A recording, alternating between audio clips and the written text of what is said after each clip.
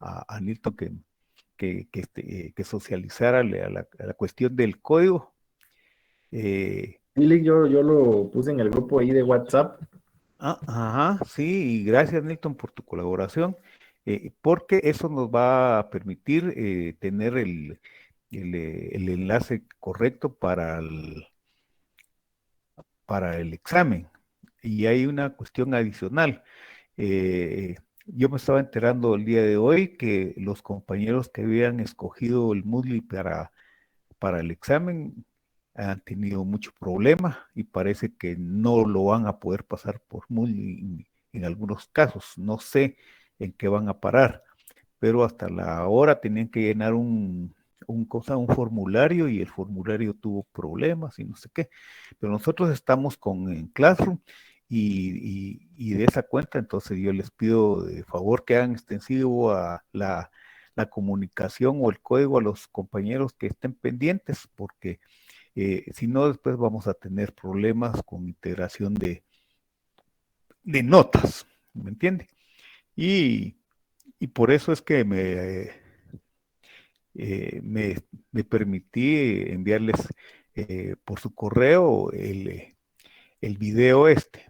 Y quería algún comentario de ustedes al respecto.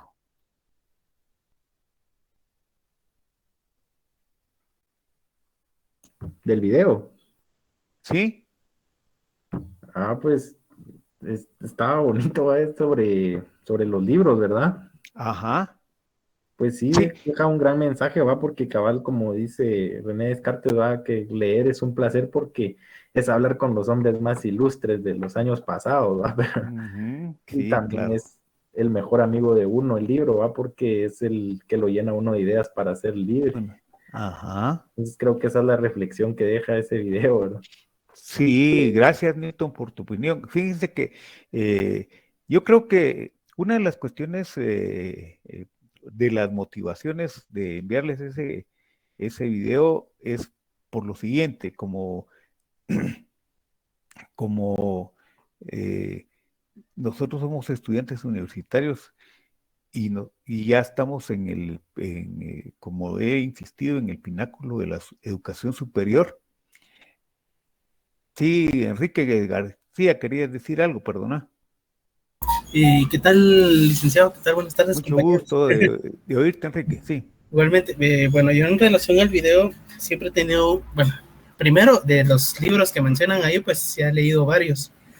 Y Qué en bueno. efecto sí comparto eso de que leer un libro sí lo transporta a uno a otro lugar, aunque estemos Ujú. presentes aquí, ¿verdad? Eso es uno, Ajá. esa es mi primera reflexión. La segunda reflexión es yo siempre lo he dicho, el tema de los costos. Bueno, leer un libro aquí en Guatemala es un pasatiempo caro.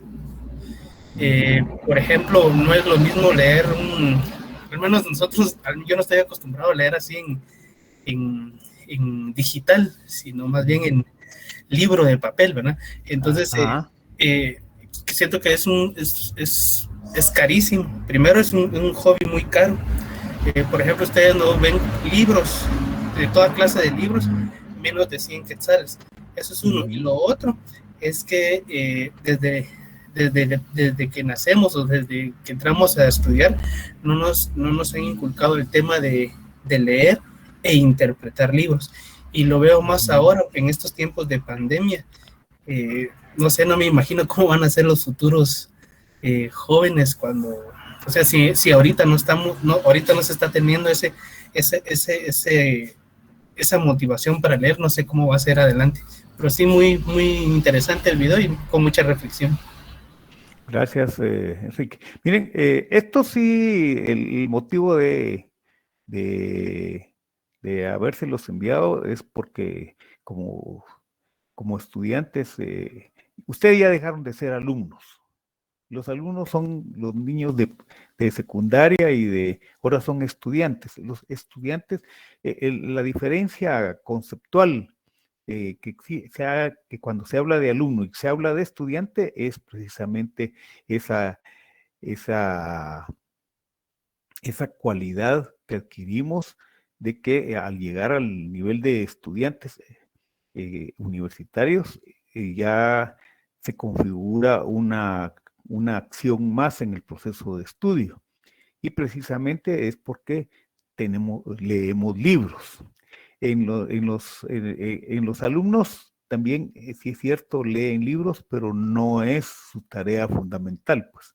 Es un proceso de ir afinando actitudes y hábitos en torno al estudio.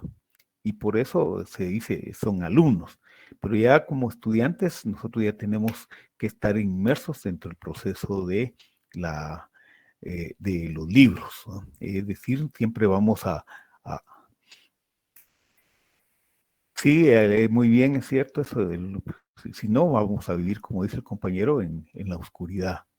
Y esa es la motivación que les hago. Nosotros, como estudiantes universitarios, no podemos ser eh, eh, estudiantes de fotocopias, ¿me entienden? No podemos hacer así porque ustedes no llegarían a obtener un título de fotocopia, ¿va? Y entonces eso no nos conviene a nadie, ¿va? Y entonces es conveniente la cuestión de la lectura de los libros. Hoy quiero que compartamos algo del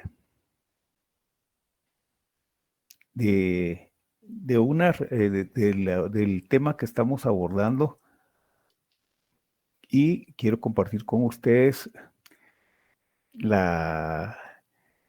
un videíto que refiere precisamente a las cosmovisiones. Eso de la cosmovisión se refiere precisamente a esos enfoques metodológicos que existen y que definitivamente, bueno, nosotros le llamamos enfoques metodológicos, se llama cosmovisiones metodológicas, y cada vez se va haciendo más complejo las formas plurales del discurso. Y entonces, en esa virtud es que les quiero compartir con ustedes este video que nos introduce al tratamiento del tema que vamos. Entonces,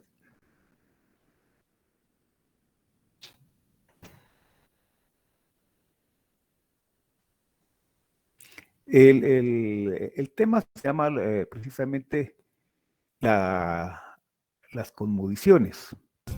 Les habla el profesor Nicolás Natielo y quiero darles la bienvenida a este espacio que he bautizado con el nombre de Literatura de Entrecasa. Quiero aprovechar este video para desarrollar un tema que nos va a servir para entender otros que vamos a ver durante el año. Solo quiero molestarlos. ¿Escuchan el video? Sí, licenciado. Sí, licenciado. Va, entonces estoy bien. Y este tema es la cosmovisión. Pero, ¿qué es la cosmovisión? ¿Qué significa? La palabra cosmovisión está compuesta en realidad por dos palabras. Una es la palabra cosmos, que en griego significa universo o mundo, y la otra, visión, que como sabemos, la visión viene de ver. O sea, la palabra cosmovisión quiere decir la visión del mundo. Esto es, la perspectiva, concepto o representación mental que una determinada persona o cultura se forma de la realidad. Por lo tanto, una cosmovisión ofrece un marco de referencia para interpretar la realidad, el cual contiene creencias, perspectivas, nociones, imágenes y conceptos. Como es de suponer, tal representación del mundo responde al contexto particular en el cual se insertan las personas. Así, una determinada cosmovisión va a responder a un tiempo y espacio específicos. Por ejemplo, si una persona nacía en la época de los vikingos, su cosmovisión iba a ser muy diferente a la de una persona que nace en la India en la modernidad. Con este concepto, Dilthey, un filósofo, introduce la idea de que la experiencia de la vida del sujeto se forma justamente a partir de los valores y representaciones de la sociedad en la que se mueve. Por eso las religiones, las artes y la literatura, las ideologías políticas y económicas, la filosofía o el discurso científico son en sí mismas cosmovisiones. Esto es, representaciones que explican el funcionamiento del mundo y determinan la manera de vincularse con este. La noción de cosmovisión es, por lo tanto, muy cercana a la noción de mito. Pero eso lo vamos a ver en otra oportunidad.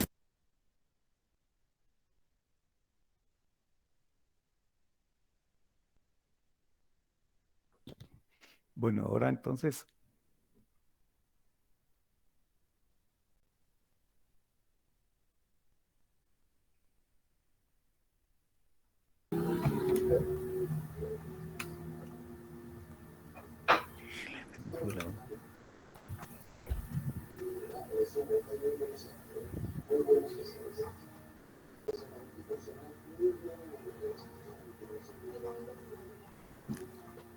ujú, 20 semanas, son 38 más o menos. permítanme, jóvenes. Está a mitad del embarazo.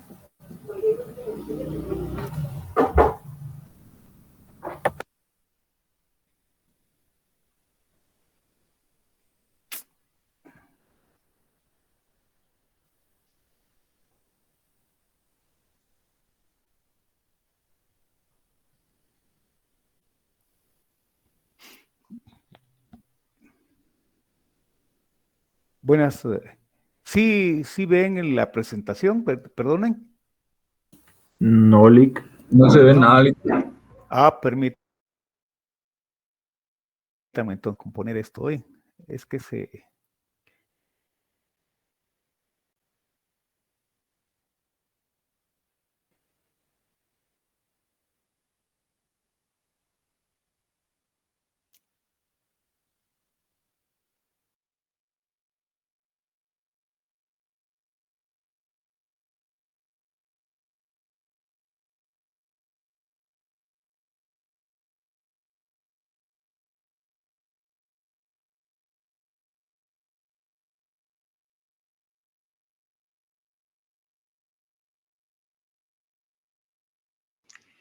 ahora creo que sí.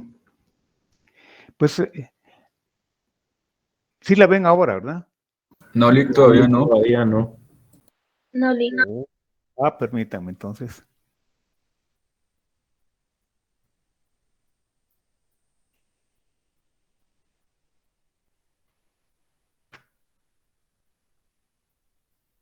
Ahora sí. Ahí sí, Lick. Sí. Vaya. Vean, vamos a hablar de las cosmovisiones metodológicas, es decir, en base a lo que hemos platicado, que vieron ustedes en el video, pues es las cosmovisiones metodológicas representan o constituyen una forma de percibir la realidad. Entonces, en ese sentido, que hay esas formas de percepción de la realidad, como veníamos platicando anteriormente, implican el hecho de que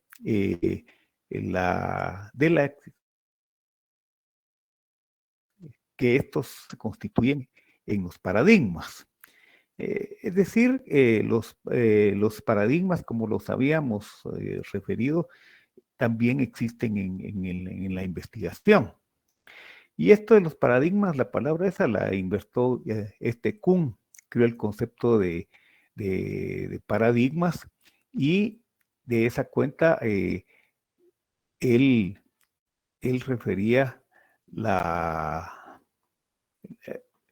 los paradigmas como un conjunto de ideas, teorías, creencias compartidos en una comunidad científica en un tiempo determinado. Eso quiere decir que los paradigmas van a ir cambiando sucesivamente y en algunos momentos son sustituidos por otros paradigmas. La ciencia no evolucionó precisamente por acumulación de contenidos, sino por revoluciones, por cambios y precisamente por los cambios de los paradigmas. Y de esa cuenta, algunos paradigmas han sido, han existido siempre, pues, y los primeros fueron cómo entender los fenómenos. Uno de los paradigmas de los más antiguos, pues, es el organicista de Aristóteles, ¿no? El mecanicista, el cuántico de Pitágoras y tal, esos paradigmas que trataban de explicar la realidad de alguna manera. Y de esa cuenta, entonces, esos paradigmas como perspectivas de interpretación de la realidad compleja, ¿va? Porque esta realidad es una realidad muy compleja. Entonces, posteriormente, ya en el siglo XX, ya aparecen los más recientes paradigmas que han sido sustituidos en algunos, que sustituyeron a los anteriores paradigmas. Y entonces yo les menciono estos tres, atendiendo siempre a un rigor histórico de cómo es que, de los paradigmas que han existido. Y de esa cuenta, entonces, nosotros vamos a entender que apareció en Estados Unidos, que fue donde más, y en Alemania, donde se comenzaron a modificar los paradigmas existentes. Y de esa cuenta apareció el funcionalismo, ¿no? Que fue el primer sistema norteamericano de psicología con William James, que pretendía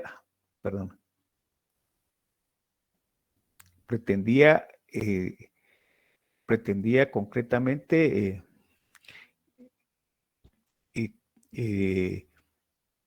descubrir cómo funciona cada ser para adaptarse a las exigencias del cambio continuo. Es considerado como el último y más grande funcionalista. Sus seguidores, pues ahí aparecen, como ustedes pueden verlo, aparece Dewey, Harley, Carey y James Angel, realizando investigaciones de ese. Es decir, ellos entendieron el paradigma, los funcionalistas lo entienden como el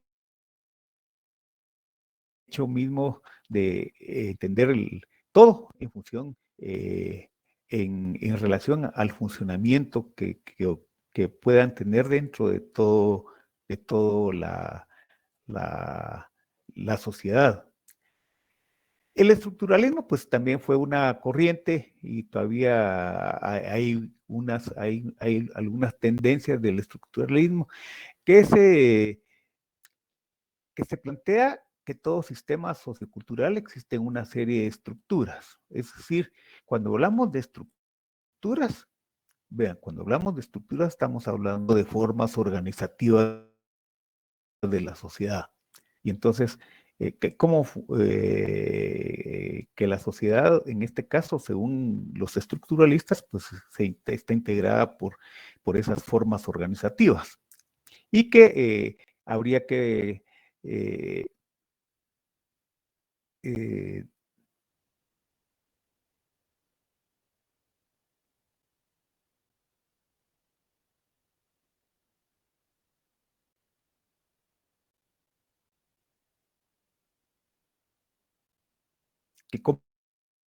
y las teorías de sistemas. Esas teorías de sistemas, pues se refiere concretamente que fue muy utilizada en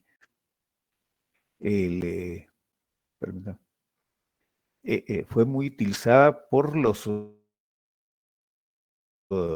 en Norteamérica, particularmente en Estados Unidos, para establecer la relación del funcionamiento social.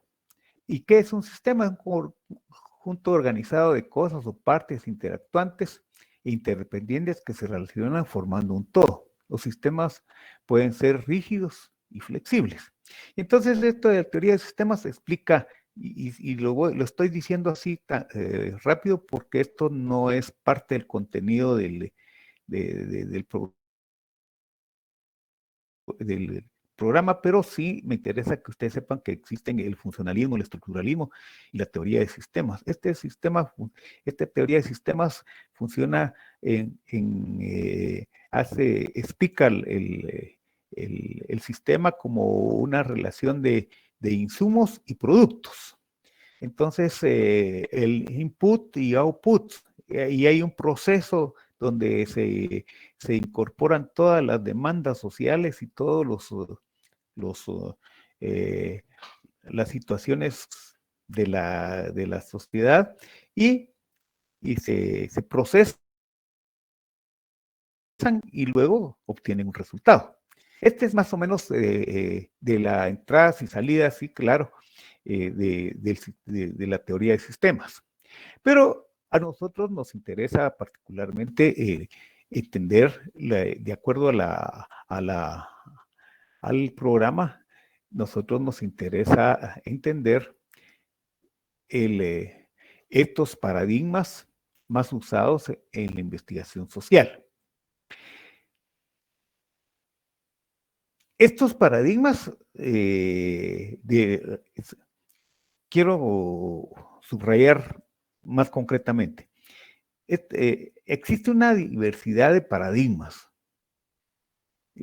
para la investigación social y particularmente esos paradigmas como enfoques metodológicos para la investigación social.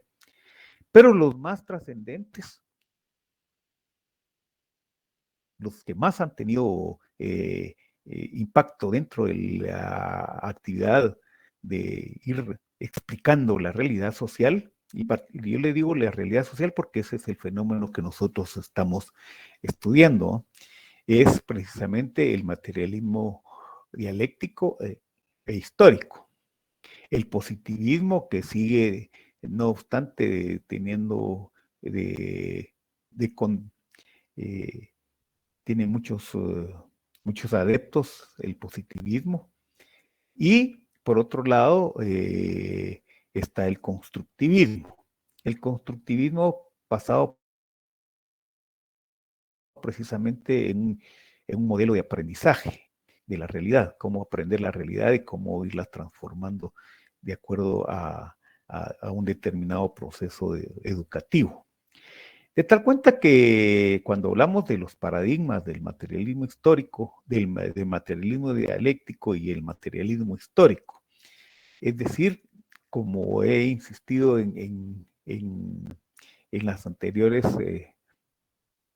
exposiciones, los paradigmas son el fundamento teórico, filosófico que tienen el investigador. Es decir, bajo qué paradigma va a investigar. Y eso, ese enfoque metodológico no es lo mismo que hacer la investigación. La parte procesal de la investigación es precisamente el método. Y por eso ustedes han leído y leen por ahí que hay el método tiene precisamente la virtud de ser la parte práctica, la concreción de toda ese planteamiento investigativo y que se va guiando no por otra cosa, sino por el enfoque metodológico que tenga el investigador. Entonces, por lo menos podríamos referir que hay estos tres paradigmas que son los más, que si quieren ustedes, los más usados dentro del medio de las ciencias sociales en la mayoría de países latinoamericanos. De tal cuenta entonces que al hablar del materialismo dialéctico, por una parte, y vamos a desglosar un tanto lo que es el materialismo histórico. Esto obedece a dos cuestiones. En primera instancia, porque el materialismo dialéctico es una concepción general del mundo y del mundo y de la sociedad, ¿verdad? De la naturaleza, de la sociedad y el pensamiento. Y de esa manera es la visión, la cosmovisión más amplia, ¿verdad? Y que el materialismo dialéctico es como un enfoque metodológico, es general a todas las ciencias, ¿me entiende? Y de esa cuenta, entonces, vamos a referirlo en su particularidad. Es decir, hablando del materialismo dialéctico, decimos que el materialismo dialéctico nos propone, pues, una interpretación de la realidad concebida como un proceso material en que suceden una variedad infinita de fenómenos a partir de otros anteriormente existentes. Y por otro lado, el materialismo dialéctico como sistema filosófico es opuesto al idealismo filosófico que concibe al espíritu como el principio de la realidad. Para el materialismo dialéctico, las ideas tienen su origen físico. Esto es, lo primero es la materia y la conciencia lo derivado. Voy hablando de esto entonces. Vean, el materialismo dialéctico se origina por una creación, un descubrimiento que hace Jorge Guillermo Federico Hegel. Y él descubre que la realidad, que todo el universo está en constante cambio, en constante movimiento. Le sucede también Feuerbach, Ludwig Feuerbach, que es en todo caso, sí, Nilton. Lick, esto del materialismo dialéctico, digamos, es lo de la fenomenología del espíritu de Hegel, ¿verdad? Es lo que él plasmó ahí, ¿verdad? Lo de la tesis y antítesis. Ajá, sí, claro, ahí vamos. Y vale esto, y es importante por lo siguiente. Fíjense que resulta que Hegel descubre la dialéctica bajo una concepción estrictamente idealista. Entonces él determina que la idea preexiste antes que la realidad. Y descubre las leyes de la dialéctica, pero le da una connotación estrictamente idealista. Y entonces el descubrimiento de él es un descubrimiento que revoluciona todo el pensamiento filosófico de su época. Y es precisamente Carlos Marx y Federico Engels que comienzan y que retoman la dialéctica de Hegel a través de una de sus obras, como es la crítica de la razón pura y la miseria de la filosofía. Es decir, van a retomar esa dialéctica y la van a, de idealista, la van a convertir en materialista. Es un tanto la posición contraria al planteamiento en el sentido de que la dialéctica materialista considera como lo primario la materia y lo derivado la conciencia. Y entonces explica todo el fenómeno, todos los fenómenos de la naturaleza, de la sociedad y el pensamiento como derivados por las condiciones de carácter material, es decir, como resultado de la causa y efecto de la materia. Y de esa cuenta, entonces, dentro de la concepción de la dialéctica materialista, se manejan las materialismo dialéctico, como son la esencia y el fenómeno, la ley como una relación de causa necesaria y reiterativa que se manifiestan en los fenómenos. La causa y el efecto, la causa hace referencia al fenómeno que da origen a otros fenómenos. Así, el efecto es el resultado de la causa, eso ustedes se lo saben. Necesidad y causalidad se presenta como aquello que en condiciones normales debe ocurrir. La causalidad es aquello que en unas condiciones concretas puede ocurrir o no. Lo lógico y lo histórico. Lo histórico, perdón, y lo lógico. Estos son dos conceptos que en otros años hemos manejado con los grupos de estudiantes para ir entendiendo eso de lo lógico y lo histórico para comprender con más detenimiento, particularmente en el curso de sociología, el materialismo histórico. Es decir, el materialismo histórico representa una relación entre lo lógico y lo histórico. Lo histórico como la dinámica de la marcha social y lo lógico como la abstracción de esa dinámica social, ¿no?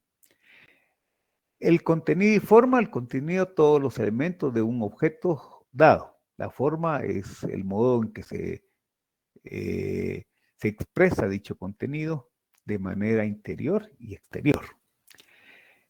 Posibilidad y realidad. La posibilidad es aquello que puede, que no existe, pero puede llegar a ser. La realidad de una manera simple es todo lo que existe, ¿verdad? Es decir, la posibilidad bajo determinadas condiciones puede ocurrir ciertas cosas, ¿verdad? Lo singular, lo universal y lo particular. Y por último, vean, les estoy refiriendo a las categorías que maneja el materialismo dialéctico, porque son categorías propias de él.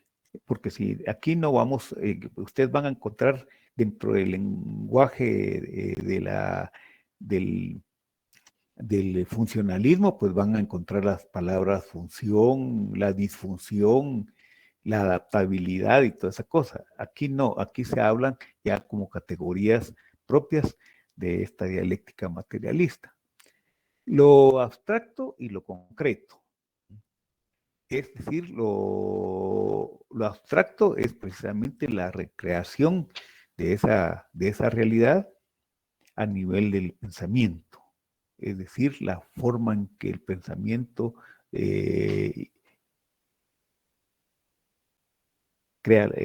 mantiene las imágenes y las formas de representación y la forma de exposición, como se refiere a la cuestión del lenguaje. Y lo concreto, que es lo externo a la corporeidad, que implica precisamente la integridad de cosas diversas y con sus relaciones y propiedades. Ahora bien, esto del materialismo dialéctico es una creación de dos grandes pensadores, ¿no? Dos grandes pensadores que van a plantear el, el enfoque metodológico de carácter dialéctico para el efecto. Y estos pensadores descubren las 3 leyes fundamentales de la dialéctica. Es decir, materialista supone la existencia de 3 leyes fundamentales. La primera ley de la dialéctica materialista se refiere, aquí aparecen las imágenes de Federico Engels y Karl Marx, que son los promotores y los representantes genuinos de toda la concepción materialista. Y en ese sentido, ellos descubren que las 3 leyes de la dialéctica. Adicionalmente que se habla de 5 leyes, porque se habla también de la concatenación universal de los fenómenos. Y en nuestro caso vamos a hablar particularmente de las 3 leyes que van a estar bien vinculadas al fenómeno del estudio de lo social, al fenómeno social. Entonces, la ley de la unidad y lucha de contrarios. Ustedes las van a leer, van a referir precisamente a la ley de la contradicción. Esto quiere decir que en la realidad existe la unidad de los contrarios. Y un ejemplo de eso es la unidad que existe entre contrarios con el agua, ¿va? El agua es la mejor forma de poder explicar esto así físicamente, en cuanto a la contradicción en sus elementos, pero que permanecen unidos. El oxígeno y el hidrógeno, que son elementos materiales totalmente diferentes, con propiedades totalmente diferentes, pero que mantienen la unidad. Es decir, por eso es que Lenin habla que esta ley constituye el núcleo de la dialéctica. Esta ley establece que todo lo objetivo se expresa en entidades contrapuestas que luchan permanentemente entre sí, pero que al hacerlo constituyen la unidad de los contrarios. La lucha de los contrarios es la esencia del desarrollo. Porque si todo fuera igual, no habría desarrollo, ¿no? Entonces, gracias a esa contradicción es que hay desarrollo en todos los ámbitos de la realidad. Ahora bien, esta es la ley de los cambios cuantitativos y cualitativos. Esto obedece a entender que en la realidad hay aspectos de ella que son cualitativos y otros aspectos que son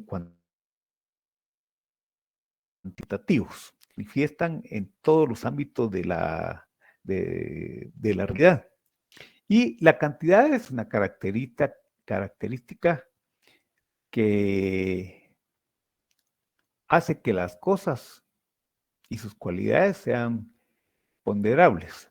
Eso de la cantidad implica que podemos dimensionar las cosas, ¿no? Y pueden expresarse, y que se pueden expresar en números, ¿verdad? Calidad es lo que hace y que distingue. Fíjense que eso es lo importante de esto. La calidad, lo cualitativo es lo que distingue a las cosas, ¿verdad? Es lo que los hace diferente a otras, aún siendo similares, aún siendo parte de lo mismo, ¿no? Entonces, Por abstracción mental, la cantidad y la calidad no pueden separarse una de la otra, ni ambas del objeto, sino por abstracción mental. Es decir, nosotros separamos la calidad y la cantidad por cuestiones mentales nada más, pero estas coexisten, ¿verdad? Unidas. Sin embargo, un cambio constante de la cantidad y que traspase ciertos límites ocasiona un cambio en la calidad, de tal manera que el objeto deja de ser lo que fue para hacer otra cosa. Así los cambios cuantitativos se tornan en cambios cualitativos. Voy explicando eso. Esta ley de la dialéctica se explica de esta manera. Voy a insistir en el ejemplo de del agua. Si aumentamos, pues, si aumentamos la cantidad de los elementos constitutivos del agua, y habláramos ahora digamos, de 2 moléculas de oxígeno y 2 de hidrógeno, entonces, ¿qué pasaría ahí? Esos cambios cuantitativos se reflejan en cambios de carácter cualitativo. Y entonces, ¿qué pasaría ahora con ese líquido? ¿En qué se convertiría? Si habláramos, por ejemplo, decimos, la fórmula del agua se refiere a H2O, ¿no? Pero si ahora decimos H2 y O2, entonces, ¿qué va a pasar con ese líquido? ¿En qué se va a convertir? Eso lo saben ustedes, ¿no? Cumple la ley que nos acaba de explicar de cambios cuantitativos o cualitativos. Entonces, sí, claro, pero ¿en qué se convierte entonces ahora eso? El agua ahora deja de ser agua, ¿verdad? Ahora, ¿en qué se convierte? Si yo digo H2O2, ¿en qué se convierte? Sería un peróxido. Ajá, ¿cómo se llama? ¿Cómo se llama para Aquí un peróxido compañero de qué? escribió agua oxigenada. Es un Exacto, peróxido de hidrógeno. es el peróxido de hidrógeno, que no es lo mismo. Fíjense que no es lo mismo que agua, ¿verdad? ¿Me entienden? Ustedes, por mucha sed que tengan, no pueden tomar peróxido. Y fíjense que aunque la apariencia resulte siendo casi idéntica al agua, pues porque es fácil confundirlos, ¿no? Entonces, eso muestra los, la unidad de lo cualitativo y lo cuantitativo, que al modificarse uno y sobrepasar determinados límites, entonces hay cambios, digamos, al cambiar esas cantidades, hay cambios, repercute en los cambios cualitativos, ¿verdad? Esto lo descubrieron, lo plantearon y valga lo que, insisto, Engels y Marx, ¿no? Entonces ellos descubren que en la realidad ahí rige esta ley, la ley de los cambios cuantitativos y cualitativos. Es decir, y eso se refleja en todas las cosas de la vida, pues, digamos, cuando nosotros vamos aumentando de años de vida, vamos también, puede ocurrir que modifiquemos cualitativamente, pues. Nosotros cuando más estudiamos, cuando más aprendemos, cualitativamente vamos cambiando. A mayor cantidad de aprendizaje, mayor calidad académica. ¿Entiende? hay un cambio cualitativo. Ustedes dentro de unos 3, 4 años ya no van a ser los mismos de este semestre, ¿va? Van a ser cualitativamente diferentes. ¿Y a qué obedece eso? Por la cantidad de conocimientos que ya poseen. Y eso se manifiesta en todo el discurrir de las cosas. Y la otra de las leyes fundamentales es la ley de la negación de la negación. Esa tautología pareciera absurda, pero se explica de la siguiente manera. La dialéctica materialista define el concepto de negación como la sustitución de lo viejo. Nosotros estamos negando constantemente, ¿no? Hay un proceso de negación constante. De este modo, lo viejo es negado, se anula para dar paso a lo nuevo, que sería la tendencia general del desarrollo, pues se basa en la existencia de contradicciones internas del objeto o del fenómeno, y la negación obedece a la acción de la ley vigente de transformación y no por efectos del azar. Es decir, esto de la negación implica que lo viejo va a sustituir todo como la dialéctica considera y concibe la realidad como una dinámica que está en constante cambio. Eso implica que hay constantemente la sustitución de lo nuevo por lo viejo.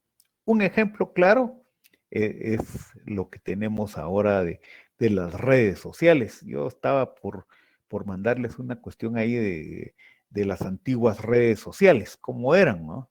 Y se los puedo describir así simplemente, ¿no? Las redes sociales antes, ¿cómo eran? Pues en un principio eran en lo que se llamaban los tanques, donde se lavaba la ropa, y llegaban las señoras lavanderas y algunos hombres que llegaban a lavar ropa ahí, y ahí esa era la red social. Pero esas redes sociales ya desaparecieron y aparecen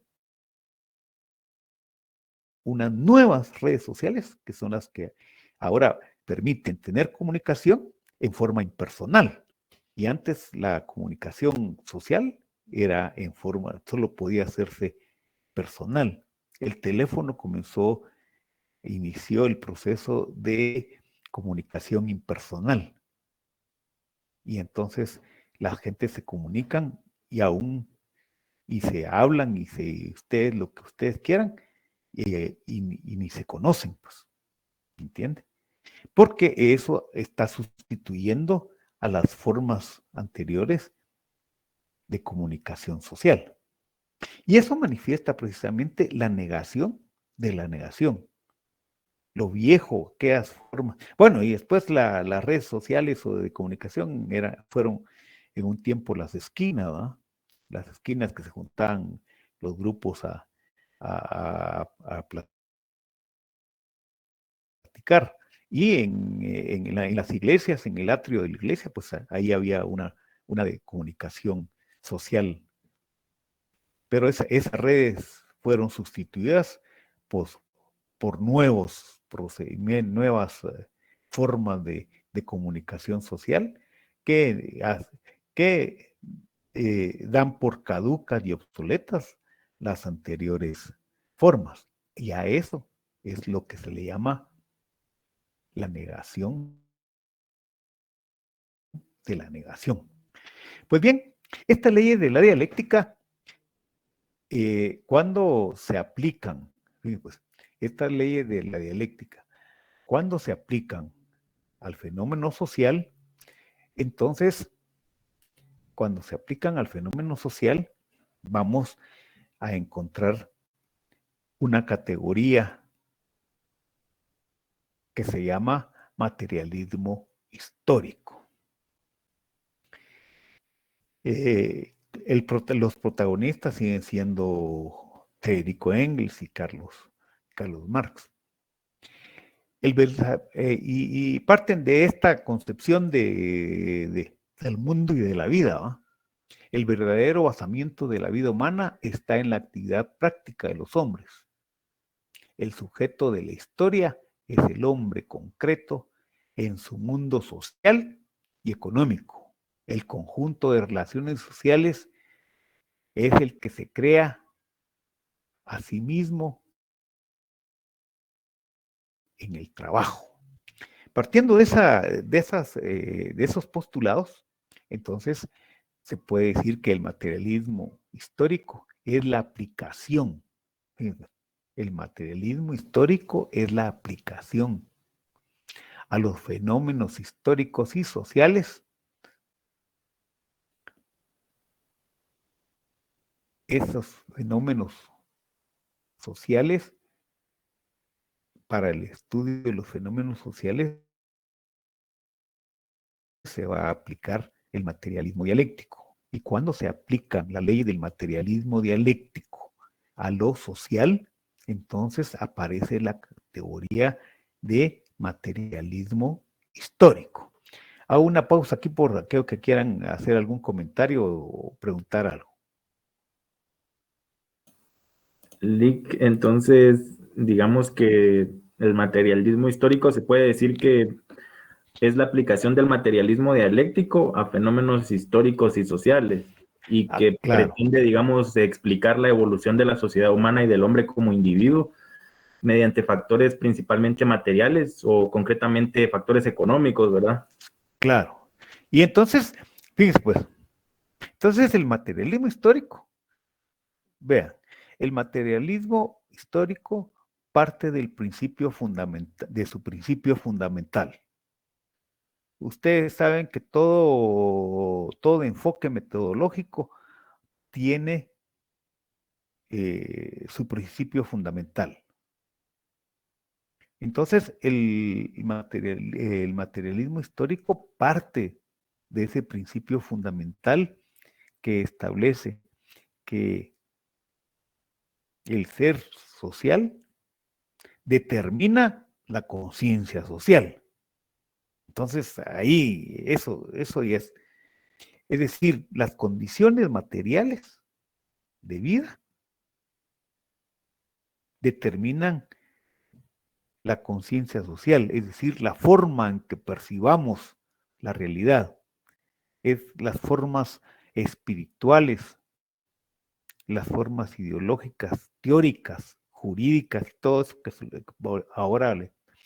Entonces, para esto de las, como decimos, el principio fundamental del materialismo histórico constituye en decir, en afirmar que el ser social determina la conciencia social.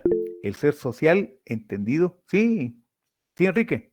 Licenciado, entonces el materialismo digamos, es una pregunta, si el materialismo es todo lo que gira sobre el hombre, cómo vive y para entender lo que sucede, algo así. Sí, partamos de esto, miren, el materialismo dialéctico es el planteamiento general para toda la realidad. Pero estas leyes del materialismo dialéctico que mencionábamos, en la ley de la contradicción, la ley de los cambios y la ley de la negación, al aplicarse al estudio del fenómeno social, da origen a lo que se denomina materialismo histórico. Ahora, este materialismo histórico parte del principio fundamental de que el ser social, y voy a explicar eso del ser social, me van a permitir, determina la conciencia social. Ahora, ¿a qué se refiere eso del ser social? Pues el ser social se refiere a las condiciones materiales de vida. Y esas condiciones materiales de vida en la sociedad, al hablarlo globalmente, entonces estamos refiriéndonos a lo que se refiere, en algunos casos se le denomina la base económica de la sociedad. En otros se le refiere a la estructura, infraestructura de la sociedad. El sujeto y el motor de la historia son para Marx los factores económicos, es la economía, pues. Ahora bien, toda economía se fundamenta en el modo que tienen los hombres de procurarse los medios de subsistencia. Y ese modo de trabajo, la producción, ese es el modo de trabajo y la producción. Según el modo de producción, se establecen determinadas relaciones sociales o relaciones de producción de toda clase, de toda esa base económica constituye lo que Marx llama la infraestructura económica de la sociedad. Partamos de eso. Entonces, cuando se habla de la base económica de la sociedad, digamos, para explicar todo el fenómeno social, y por eso estamos hablando del enfoque metodológico de carácter del materialismo histórico, refiere concretamente en función de la concepción dialéctica materialista que las condiciones materiales son las determinantes. Ahora, esas condiciones materiales se refieren precisamente a las formas en que los hombres, a las relaciones sociales que determinan al resto de las relaciones sociales. Y voy diciendo esto de esta manera. Vean, definitivamente aquí hay que hacer hincapié en el hecho de que de las formas de relaciones sociales hay una variedad. Es decir, encontramos formas de todo tipo y cada vez se van extendiendo más. Y en el caso de los seres humanos, pues nosotros decimos, determinado por la naturaleza gregaria nuestra, tenemos, para poder sobrevivir, estamos necesitados de esas relaciones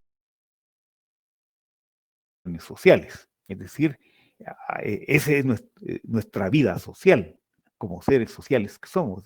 Y valga lo que digo en el sentido de que, si bien es cierto, no solo el hombre es gregario, pues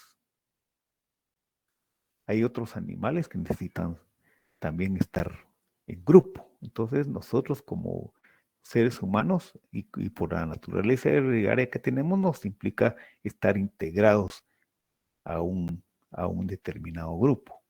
Pero de esas relaciones, de ese universo de relaciones sociales que existen, por ejemplo, existen las relaciones sociales que se llaman relaciones sociales pedagógicas.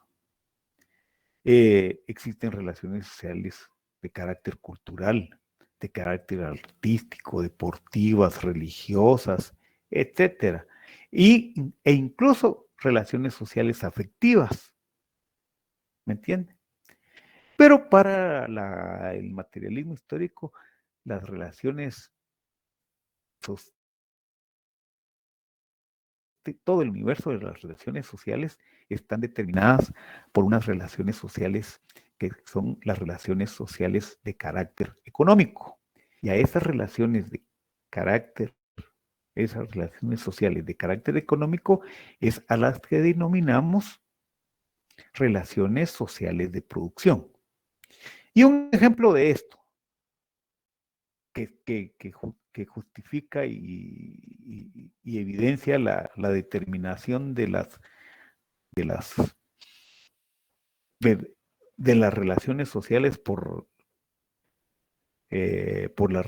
determinadas por las relaciones económicas. Vean, en el ámbito educativo,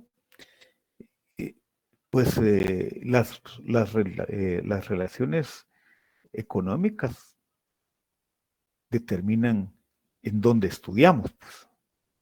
Por ejemplo, si ustedes, les pongo el ejemplo. A mí me hubiera gustado estudiar en Harvard, pues. Y puede uno aplicar si se lo propone, ¿no? A mí en Japón, dice el compañero, ¿sí? ¿Pero por qué no estudiamos ahí? Porque las condiciones económicas, las relaciones económicas no nos llegan a eso. Pero entonces me quedo en Guatemala, pues vaya aquí. Pero aquí no puedo estudiar ni en la Marroquín ni en la Landívar. Porque pónganle las colegiaturas allá ahí. Por ejemplo, yo trabajé 12 años en la Landívar y los estudiantes pagaban por cursos, por semestre, dependiendo los cursos y se podían asignar los que quisieran, ¿verdad? Yo tengo capacidad de llevar 8 cursos y ahí había unos estudiantes que llevaban 8 cursos para salir más rápido. Pero cada curso, por ejemplo, matemáticas valía, creo que no, 800 quetzales. En económicas, contabilidad valía 700. Por ejemplo, el curso que yo daba, que era de Derecho Empresarial, valía como 550. Entonces, todo eso, la cuota, súmenla ustedes, cuánto pagaban al mes. Pero no, las cuestiones económicas, la determinación económica implica que no podemos estar ahí.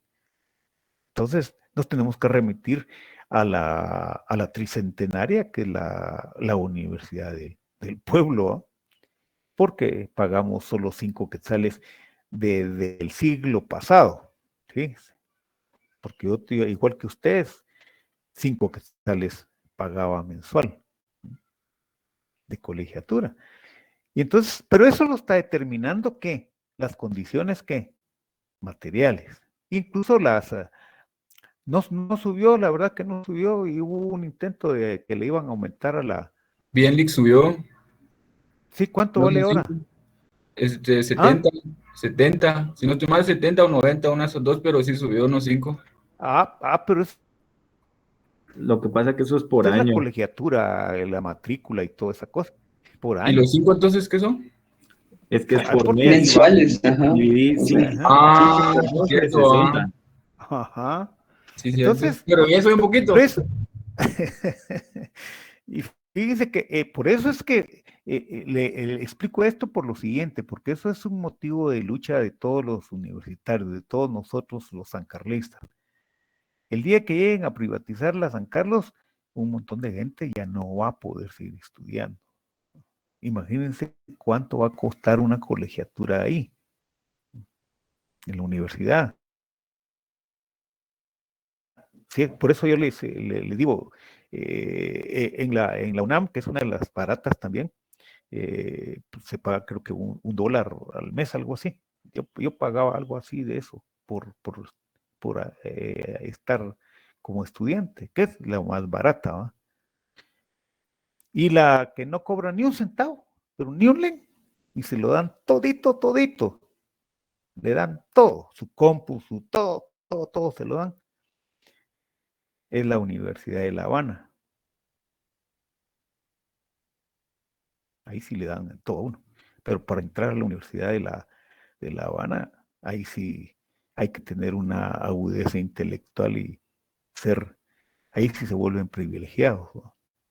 Entonces tienen acceso los que muestren niveles de inteligencia aptos para estudiar ahí, ¿eh? Y por eso ustedes saben que los mejores médicos del mundo son los de La Habana, ¿eh?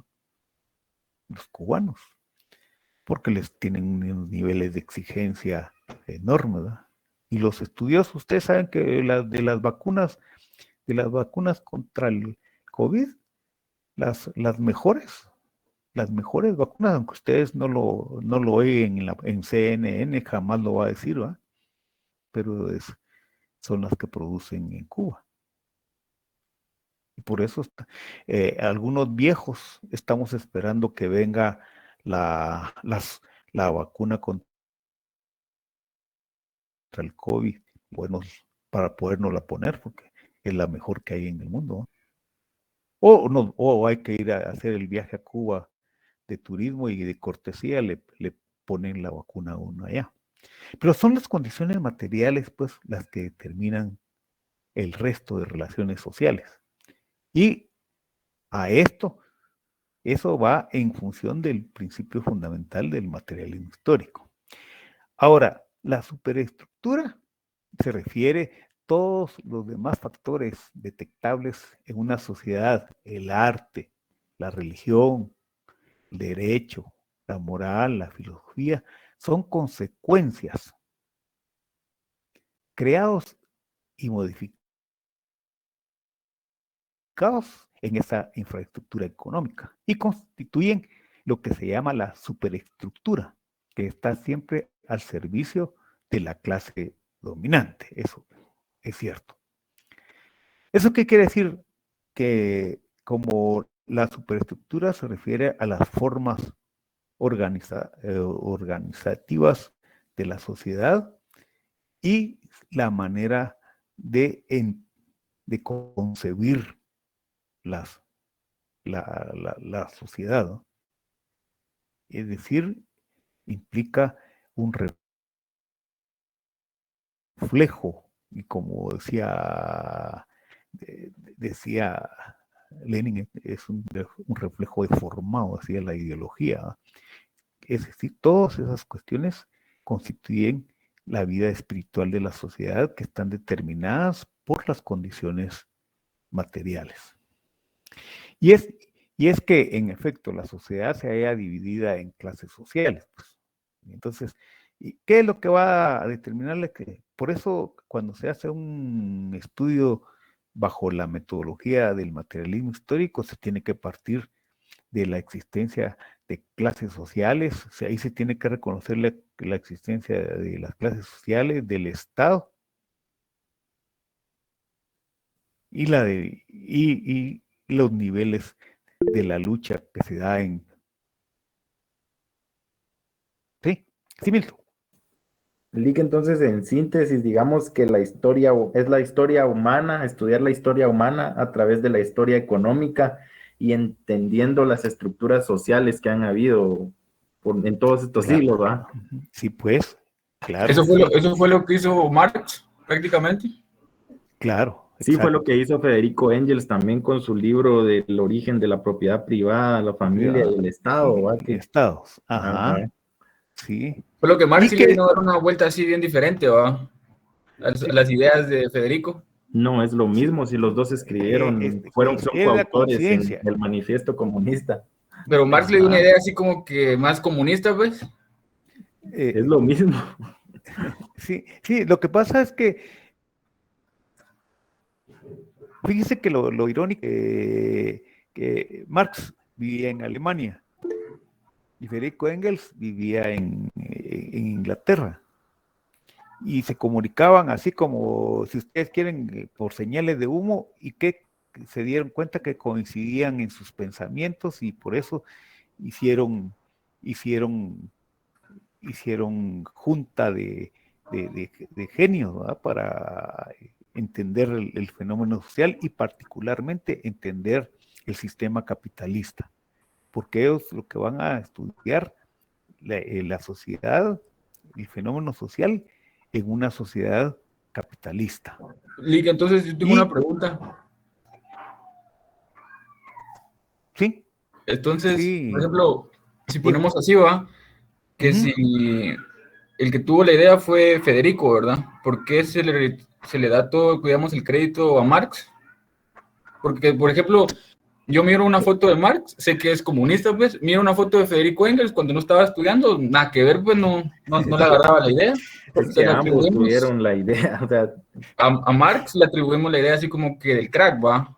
Convergen las ideas de ambos, pero las financia Federico Engels, porque Federico Engels era un privilegiado en aquel entonces, él tenía mucho dinero, ¿verdad? Mientras que Carlos Marx, pues, no tenía los recursos para cubrir su investigación, ¿va? Entonces Federico Engels lo financiaba, pero porque los pensamientos de ambos convergían, ¿va?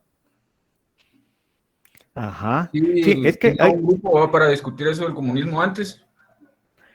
Sí, es que la visión, el planteamiento de ellos va a desembocar en una visión futura de la sociedad. Y por eso se habla de la sociedad comunista. Pero la verdad que ellos entienden que el planteamiento pasa por la etapa socialista, ¿no? Que implica socializar los medios de producción para que en un futuro así muy lejano se pueda vivir en una sociedad comunista, es decir, una sociedad de igualdad, pero donde ya no exista el Estado ni las clases, pero por eso es que cuando el manifiesto comunista comienza diciendo un fantasma, fíjense, un fantasma recorre el mundo, el fantasma del comunismo, dice, del comunismo, dice, fíjense. Y eso, ellos entendieron eso y dieron las pautas para constituir el socialismo científico, porque ya en Europa ya habían intentos de socialismo, pues ya habían habido algunos ensayos, incluso en Inglaterra hubo ensayos sobre cómo hacer una sociedad socialista, pero eso fueron simplemente ensayos. Pero para el caso que nos ocupa, el materialismo histórico se constituye pues en un enfoque que parte de que el ser social determina la conciencia social y que definitivamente como enfoque metodológico va a abarcar definitivamente tiene que partir de ir entendiendo las leyes objetivas que se manifiestan en el fenómeno social, como son la ley de la contradicción, que implica el reconocimiento de las clases sociales. Y por eso es que ustedes van a ver que la ciencia tiene un carácter de clase, pues. Porque la ciencia, independientemente de los descubrimientos y todo lo que llega a alcanzar, a dimensionar, no llega a todos, pues. Y por eso hay ¿sí? Y por ejemplo, así como usted está hablando del socialismo, por ejemplo, en Holanda son socialistas y ese sistema que tienen sí le funciona. Sí, pero si ustedes pueden ver la primer potencia del mundo. ¿Cuál es la primer potencia económica en el mundo? ¿Qué país es? ¿Estados Unidos o China? China. Estados Unidos está en guerra. De patadas de ahogado porque está cayendo. O sea, es que el capitalismo se consume a sí mismo, entonces es lo que pasó con Estados Unidos, ¿verdad? Sí, claro. Pero yo me quedo con el capitalismo. No quisiera ser esclavo. Lo que pasa es que nada es estático, a vos. Entonces, lo que sucede aquí es que, cabal, como lo planteaba Federico Engels en El origen de la familia, la propiedad privada y el Estado, es de que es un círculo vicioso, vamos, el ser humano empezó siendo comunista y vamos a parar siendo comunistas de todas formas. Ahorita estamos en una etapa de ese proceso, pero tarde o temprano vamos a volver al comunismo. Sí, vean, todos los sistemas, los modos de producción tienden a extinguirse y en las mismas entrañas de cada modo de producción nace su contrario. Aquí tenía levantada la mano Eddie, creo que es. Sí, es que yo también iba a argumentar con respecto al pequeño diálogo que estaba impartiendo anteriormente, ¿verdad? Y es que sí, ¿verdad? Sí. Como estaba mencionando, que se plantea desde, o sea, primero que nada, el planteamiento que sugieren Marx y Federico, de verdad, surgen a raíz de los males y los vicios del capitalismo, como lo estaba comentando el compañero Nilton, ¿verdad? Y eso a raíz genera otro proceso, ¿verdad? Que es la búsqueda del origen del por qué el capitalismo se devora a sí mismo, como ya lo he mencionado, y es que, como por decir, la apropiación que sufre el ser humano, ¿verdad? Lo destina a su propia destrucción, y es lo que viene Marx y Federico, ¿verdad? Planteando un paraíso utópico, ¿verdad? Pero también que pasan desapercibidos ciertos problemas, ¿verdad? Que también afectan directamente al proceso del desarrollo práctico de su teoría en la implementación social, ¿verdad? Claro. Igual, como digo, hablando con los temas sobre lo que sucede a nivel global, ¿verdad? Con lo que es el económico, ¿verdad? Podemos ver esta distorsión que se ha sufrido en las potencias mundiales económicas, ¿verdad? Porque si podemos dar cuenta que China es un imperio comunista capitalizado, ¿verdad? Y al mismo tiempo Estados Unidos, que es un imperio capitalista, también sea en un sentido socializado, ¿verdad? Porque esto al mismo tiempo es lo que propicia el desarrollo, ese choque de ideas que convergen en una nueva idea que va generando un desarrollo, solamente. Claro, gracias, Eddie. Aunado a lo que está comentando. Yo lo que pienso es que el ser humano todavía no tiene esa racionalidad para llevar un sistema comunista, porque des en cuenta, nunca ha llegado algo bueno con el comunismo, aunque el capitalismo tampoco sea perfecto, pues. Sí, lo que sí hay que considerar, Diego, es una cuestión que debemos de ir entendiendo. Ninguna sociedad ha estrenado el modelo comunista de vida, ninguna. Estamos en el desarrollo de una sociedad socialista que es una cosa distinta y que nace precisamente de la socialización de la producción que genera el sistema capitalista. Lo que pasa es que en el sistema capitalista se socializa la producción, pero no se socializa la riqueza, y eso es lo que pretende el socialismo, socializar la producción y socializar la riqueza. Y esa es la contradicción, y esa es la lucha. Por ejemplo, el día de hoy, ustedes se enteraron, ya la población ya está exacerbada de tanta explotación, y entonces eso hace que las luchas se vayan agudizando, porque la socialización de la producción la genera el sistema capitalista, pero lo que no ocurre en el sistema capitalista es la socialización de la riqueza, y ahí es donde determina ese abismo en la sociedad. Sí, Nilton.